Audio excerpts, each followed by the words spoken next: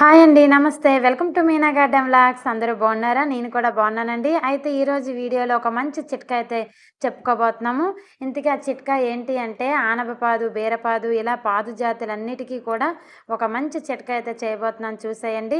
ఇప్పుడు ఇలా మనము కొన్ని నిప్పులు తీసుకొని అందులో సాంబ్రాణి వేసి చక్కగా మనము ధూపం అయితే ఇచ్చేస్తే ఇలా చీకటి పడాక సాయంత్రం మనం ఇచ్చేస్తే చాలా మంచి రిజల్ట్ అయితే ఉంటుంది.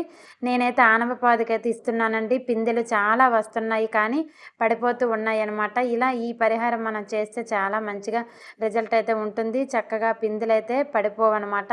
ఎందుకంటే ఎటువంటి చెడు గాలి తగిలినా అవైతే పిందెలు మనకి మంచిగా కాయలైతే అవ్వండి. ఇలా చేయడం వలన మనకి కాయలైతే మంచిగా వస్తాయి. ఓకేనండి.